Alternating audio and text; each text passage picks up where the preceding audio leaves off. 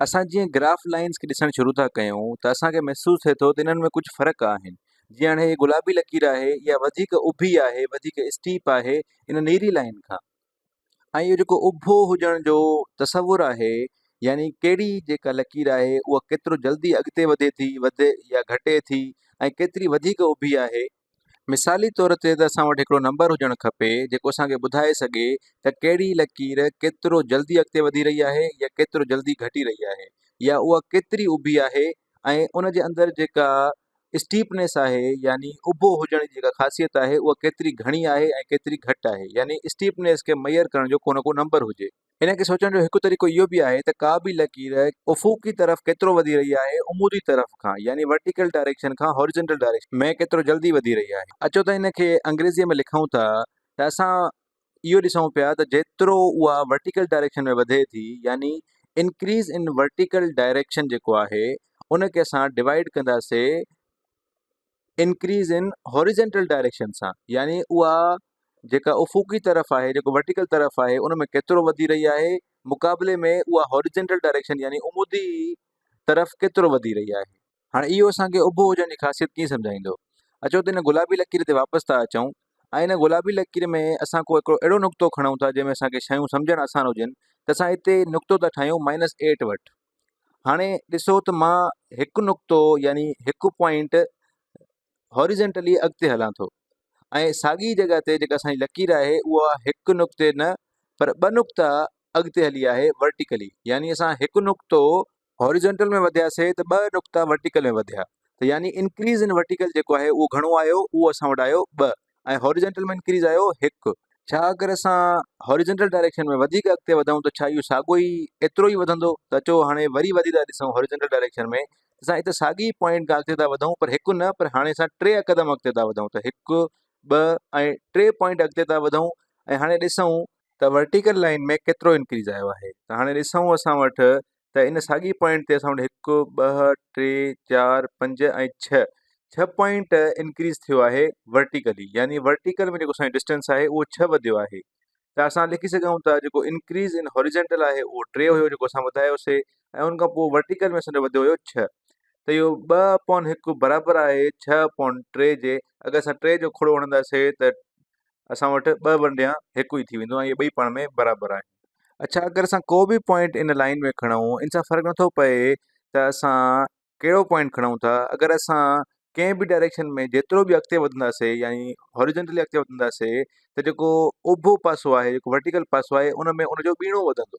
जीअं हिते असां वटि 1 वधायो हुयोसीं त 2 वधिया हुया, ऐं हिते 3 वधाया हुयासीं त 6 वधिया हुया। त हाणे इहो जेको फ़लसफ़ो आहे त जेको इंक्रीज़ इन वर्टिकल यानी उभे पासे वधणु, ऐं जेको डिवाइड कयूं उनखे इंक्रीज़ इन हॉरिजॉन्टल यानी सिधे उमूदी पासे वधणु, इन खे असां चवंदा आहियूं स्लोप, या असां इन खे सिंधीअ में लाड़ो चवंदा आहियूं। तव्हां ज़रूरु इहो लफ़्ज़ स्लोप पंहिंजी ज़िंदगी में ॿुधो हूंदो।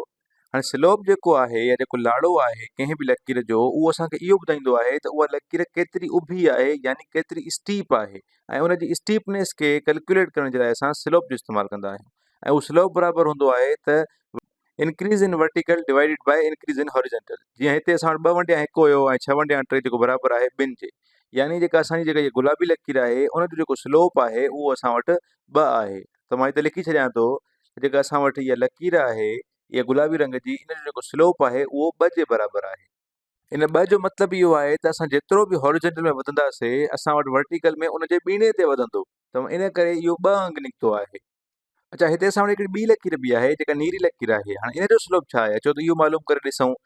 असांखे ख़बर आहे त जेको स्लोप हूंदो आहे उहो बराबरि हूंदो आहे त असांजो जेको लाइन आहे, जॾहिं असां हॉरिजॉन्टल में वधूं था त उहो केतिरा अंग वधे थी, ऐं उन जे मुक़ाबले में जॾहिं असां वर्टिकल में वधूं था त उहो केतिरा अंग वधे थी।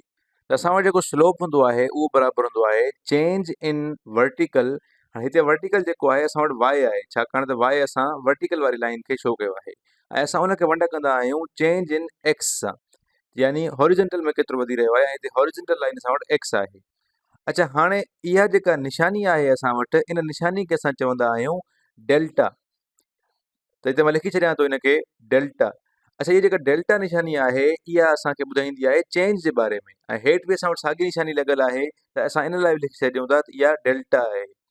डेल्टा जो मतिलबु आहे, इहो हिकिड़ो यूनानी अखर आहे जंहिंजो मतिलबु हूंदो आहे चेंज, यानी केतिरी तब्दीली थी अचे या केतिरो फ़र्क़ु थो अचे, ऐं इहो बराबरि थींदो change in y divided by change in x J.